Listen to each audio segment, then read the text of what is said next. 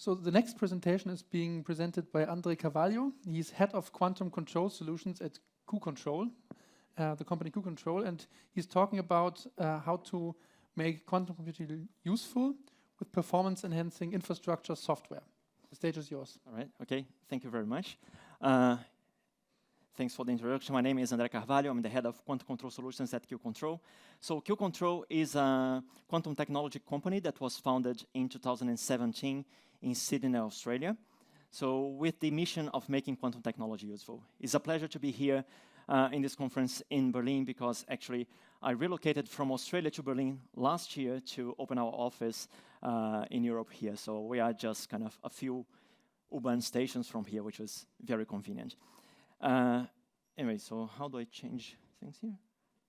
Yes. All right, so when I said that our mission is to make quantum technology useful, the first question is how do we want to do that? And we do that by designing and delivering infrastructure software. If we think about quantum computing, and quantum computing is one example, is the example that I'm going to be talking about today, but we also have a big effort in our company on quantum sensing as well. So if you're interested in that, come to our booth outside that I can talk about that. But if we think about the stack of quantum computing, we have at the very bottom here the hardware layer, so people building the hardware, building the quantum computers that we want to execute things on. At the very top, we are going to have people thinking about algorithms. What are the, we heard in this session people thinking about the interesting problems, what we want to solve, right? And people developing algorithms. We heard from Kiki in the first talk that they are designing their own algorithms and all of that. And QControl sits in this middle layer connecting those two extremes, thinking about how to better deploy those algorithms into the systems and how to give the instructions to the devices. All right, so just a little bit about us. Because we're connecting kind of the bottom and the top of that stack, then we have kind of quite a range of customers and partners. So we have people from academia using our software to actually accelerate the research. We have, of course, a big engagement with the commercial providers of quantum hardware, but also with people that are thinking about the applications, and of course with government entities as well. What I wanted to kind of highlight in this slide is actually that we have run over 15 billion execution jobs on IBM. So we've been part of the IBM quantum startup network since the beginning, and we've been doing, all the results that I'm going to be showing today in terms of actual hardware implementation, they come from IBM. All right, so this is a question that has been coming throughout this session. When and where is quantum going to provide value? This is, of course, something that we have in mind and we've been thinking about for quite some time. And we also know the reason why this is not the case right now, right? One of the biggest problem with quantum computers right now is not really kind of number of qubits that you can have, but actually how noisy they are, right? Quantum systems are notably kind of susceptible to noise, and this is something that we really need to control. And it's actually in our name. Our company is called QControl for this reason. We use quantum control techniques to improve this hardware. And this is, as I said, is exactly what is blocking right now further development and achieving advantage, right? All right, so if this is too, let's say, abstract for you, I want to give you a concrete example. If you have already used at any point one of the commercial quantum computers, you may have already experienced that, but I wanted to tell you what we have here. So what we have here is an example of a simulation of a quantum algorithm at the top. So it is a Grover search algorithm. For the non-experts, is trying to find a needle in a haystack. So this is a kind of a small haystack, but you want to find there, right? And when you run that algorithm, what happens in the end is that your right answer, well, the position of your needle is just amplified. So this peak here is the solution of the problem. It's where your needle sits. So the needle here corresponds to this bit string 0, whatever this one is, 001001, right? This is the ideal. This is a simulation. What we have here at the bottom is actually running exactly the same algorithm on a real quantum computer. And then you can see how many people are disappointed with that, right? Because it's basically noise. So if you look at that, there is an even difficulty in finding what is the biggest peak, and the right answer doesn't even feature at the top there, right? So this is actually our motivation here, is how to design software that can bring us from the bottom situation to the up situation as best as we can. All right, so the way that we did this is to, I mean, we have a big research team in the company right now. We reached 100 people, mostly in Australia. We have an office in LA and 6 people now in Berlin. And we packaged the solution in a way that was inspired by what customers were telling us. So there is people working quite hard on understanding those devices, trying to come up with better ways of mitigating errors, suppressing errors, designing the device. But there's also people doing all the algorithm part, and they don't really care, right? They want to send their program, their algorithm to the device, and they want meaningful answers, right? This is kind of the profile of people that we were focusing on this product. People that are focusing their research on the applications they want to run on the device, and what we provide, it is a solution here that's a simple one-line execution in their code. So if they are already kind of running things on IBM, the only thing that they have to add is an extra line when they make the call, right? Okay, so what is behind that? So that's where kind of the science lies. So if we think about this, so this on the left side, you have the input code. That's your users sending some algorithm to IBM. This is going to be a CASM file for the experts in the room. With the circuit, then it goes through a series of steps that came out from our research. So the first step is a compilation step where we look at the circuit and we try to minimize the number of 2-qubit gates in that circuit, because this is the major bottleneck, right? So it's the main source of errors are those 2-qubit gates. There's also a step about hardware-aware mapping of the circuit. When you look at the circuit, you have those beautiful logical qubits, 0, 1, 2, 3, and so on. But then you have to assign those logical qubits to physical qubits in your hardware. So you have to know which qubits you should be assigning, right? So if you assign one qubit here, another one here on the hardware that are not connected, then you have to use a lot of gates to connect them, and that's very inefficient. So kind of coming up with a good error-aware mapping is very important. The other thing that's important as well is eliminating circuit crosstalk. When you build those circuits, there are interactions between the different qubits, and there are methods using dynamical decoupling techniques for the experts in the room that you can actually eliminate this crosstalk. So by this point in our pipeline, what we did is that we transformed that original circuit coming from the user into a much more efficient circuit to be executed on the device, and all this done by software. And at this point, then we have the individual gates, so the building blocks of the circuit, and then we can optimize that as well. So better ways to implement the actual logical operations through a physical operation on the device. So we do all of that, and that goes straight into the quantum computer. Right? It is calculated, and then we have some measurements coming out. That's your result. And then we have an extra step here, because there are also errors in the final measurement. Sometimes your qubit is in state 1, and you measure 0, and vice versa, and you have to correct that as well. So we have to account for that, and then we finally give the results to the user. So from the user's perspective, it's really as simple as this. So they just send the input code, and they get the results exactly as they would have gotten had they sent that through IBM. All right, and this is my favorite slide, because this shows exactly the value that they're getting through our software. So this is exactly the same problem that I did before. This is the noise that we had, and this is the solution that we get exactly on the very same IBM chip, very same device, by using that pipeline. So what we see is that there are still errors. Yes, there's still errors here, so we see that there's lots of kind of incorrect answers coming up. But the important thing is that the right answer really stands out, and it's much higher than the background noise that you have there. And this is exactly what we want to provide to the user. It's really an experience that they run something, and they get a meaningful result that they can relate to what they were expecting to get from the device. All right. So not only that was one example. Of course, we tested this with many different circuits and algorithms. The other thing that we wanted to know is how this scales with the number of qubits. So what we have here in this plot is, on the horizontal axis increasing number of qubits. In the vertical axis, the success probability of executing your circuit.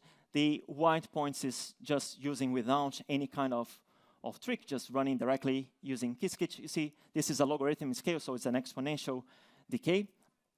And what we see is that using this infrastructure software, we really kind of push that curve all the way up. It is still going down, of course it is, right? But it's with a much better scaling. So we can actually do meaningful things with a lot more qubits than if you were not using this infrastructure software. That's the message on this.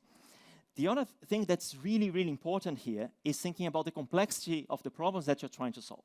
One thing is number of qubits. The other thing is how long or how deep your circuit is, right? So if you're trying to solve a complicated problem, you may have too many gates to apply.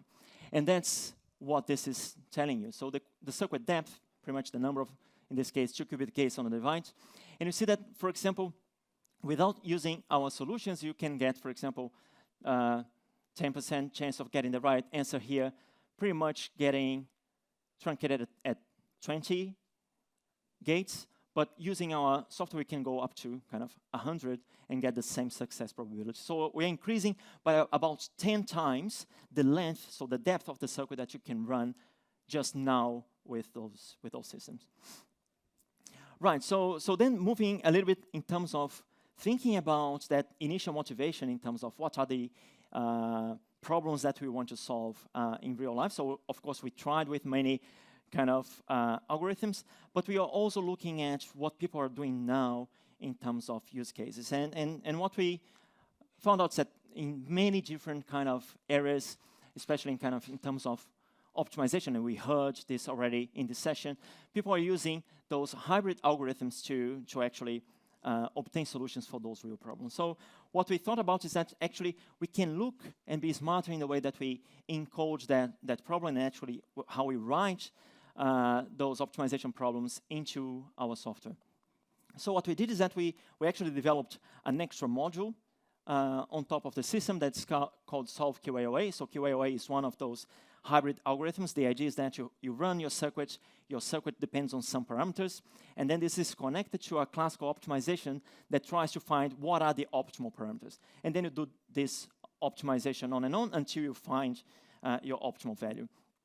So this is basically the idea. So the idea is that you have, here's a simulation of what you have. You have this parameter space. So this landscape, think about that you have to navigate over hills and valleys, and your classical optimizer is trying to find where your valley is, right? So you're trying to find the optimal point in this case.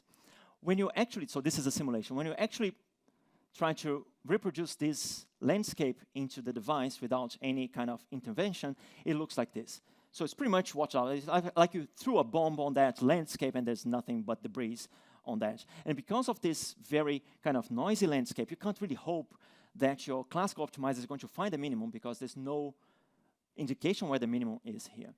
But by using all those techniques of error suppression that I talked about earlier, this is what you get from the very same device. So you see that there is a lot more similarity with the actual results, and this allows you to actually do your optimization and find the right answer. So in this case, this is an example of a max cut problem, 7-qubit device, 10 edges, where at the top we have the ideal solution. So you see that there are lots of bit strings, so we have already kind of 2 to the 7 qubits. The purple one here is the ideal solution that you're expecting, and this is what the device gives you without any intervention, just running it raw. And when we add our QAOA module, that's what we get. So really a lot more resemblance with the ideal case. Of course, it's not exactly equal, but the total probability of getting the right result is already kind of 19% as compared to 1% as before. And notice that even in the ideal case, it's not 100, right? It's 30% chance using that QAOA. So, and we implemented that, and then you see that how it happens, right? So here, when you're trying to do the classical optimization, it can land anywhere on this landscape, and here they are all bunched in the right region that you are expecting it to be. All right, so finally, I just wanted to discuss a few kind of applications that we have. This is going a little bit higher than what I showed you in my first slide, where QControl is really focused on that intermediate layer. But we had some interaction with government departments in Australia. So for example, we we were interacting with Transport for New South Wales, which is the Department of Transportation in New South Wales, where our company was born, and also some interaction with the Australian Army. So those are problems with optimization and routing. So the Transport wanted to know if Quantum could at any point help them optimizing their bus network. And we told them, look, don't dream about this in the next few years. You're not going to optimize your bus fleet in Sydney, right, with Quantum anytime soon. But they wanted to know exactly, okay, right, but we want to know what can we do in which time scale, how does that work? So we engage with them, and as I said, I mean, we developed this QAOA module exactly based on those kinds of problems. Now what we do is that we look at the actual problem that they have. We think about what is the best way of mapping that into a quantum problem. There's usually tricks that you also use classically. Classically, what we know is that if you just try to brute force the solution, it's not efficient. You cannot do that classically. What people do classically, and very smart people in terms of optimization problems, they create some heuristic solutions, which are approximated solutions to the problem. So what they trade is that you can solve it quickly, but you don't really necessarily find the optimal, which means that there is usually a gap between the solution that you can find in practice and the actual minimum that you can find. And that's where we are trying to tap in terms of advantage for Quantum. Maybe the Quantum can shave a little bit of that gap, and if we can do that, then that's already an advantage. So in this case, for example, it's how we get the problem of the network in the system, and then we can subdivide into smaller networks, and then you can optimize how those networks are defined. So the problem that we actually looked at is this one, which is very, very complicated. So this is an exercise from the Australian Army. They have exercises in this city, but they have convoys here in Townsville and in Brisbane, and they need to move within 48 hours all their trucks and equipment and everything to this location here. And they said, okay, we want to do this, but we want to avoid traffic. We want to avoid creating traffic. Our big vehicles cannot go through school zones and all of those kind of constraints that we had to put into the problem to solve to them. So what we got in the end was really interesting. So we looked, so this is actually ours. So we took a classical approach, just brute forced it. And the best known solution was that the last vehicle would arrive at 10:33 in the evening. So they would pretty much kind of drive the whole day and get there at 10:33. With the quantum approach, our hybrid approach, we got at 11:17. So we're still not beating the best classical one. But what we looked here is that we looked, okay, what if we want the classical to run fast and use the same tricks that people use to find those heuristics? And with those heuristic, classically, the vehicles, the last one would arrive at 1:20 a.m. So what you're seeing is that we are still in between kind of the best possible classical one, but already beating, for example, approximations on the classical process that you have in that system. And this is the comparison. So this line here is the classical that you want to get better. This is the greedy classical that's fast, and this is the hybrid quantum. So I'm almost on my time, and then I'd just like to tell you that if you want to try this pipeline of work, I mean, Fire Opal, this product, you can do this right now for free. So if you just sign up to our webpage, you can actually just, with that one line of code, run whatever circuit that you want to run on the IBM computers. The caveat is that you have a limited number of circuits that you can submit every day. If you want to go beyond that, of course, I mean, there's the last one. Anyway, I'd like to thank you, and I'm open for questions.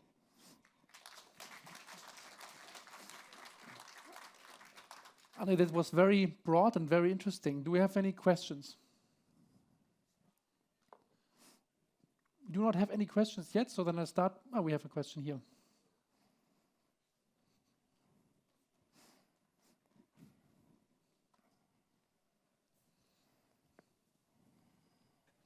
Thank you for the very nice talk. My question was about this error correction. Are they actually happening on the real qubit? Like if I consider a photonic qubit, then are they this interference is happening in those qubit and to get a correct answer, or is logical qubit? I guess that, so it is all happening at the physical layer, right? So, but we have to kind of just make a distinction between error suppression, error mitigation, and error correction, right? So those are different things. When people talk about quantum error correction, what they are talking about is about a logical correction. So, for example, you expect your bit to be in 1, and it was in 0, and you know that that error happens, you can kind of flip back again and correct. So that's a logical thing. For this to happen, there is a threshold of errors that you need to fulfill. Now, what we're doing here is what we call error suppression. We are really kind of, with our knowledge about the system, our knowledge about the device, we design kind of the best possible, the most efficient circuit and the most efficient operations on the system to actually, it is not really correcting errors, but avoiding them to happen. That's how I would put it. And then you have error mitigation, which is on top of that, which is, for example, for the experts that have seen, for example, recently a paper from IBM, is where you have a big overhead, actually, because then you run the circuit multiple times. You have to run a lot, and then you do a post-processing on that to then reduce the errors. So those I mean, we are in this first layer that we call error suppression.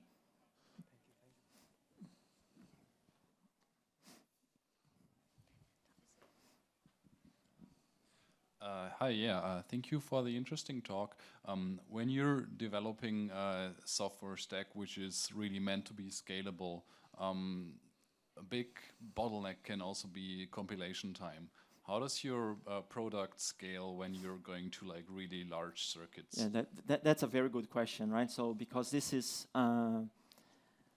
anything that's known as scalable, if someone in the team comes with a good idea that's not scalable, you don't even try with the small systems, right? Because we want that to be scalable. Right now, let's say the overhead is quite fast. I mean, if you send, and you can test that, right? You can send your circuit to Opal, it will take a few seconds to actually generate the best circuit that you want. And this is, we've done so far here up to 16 qubits.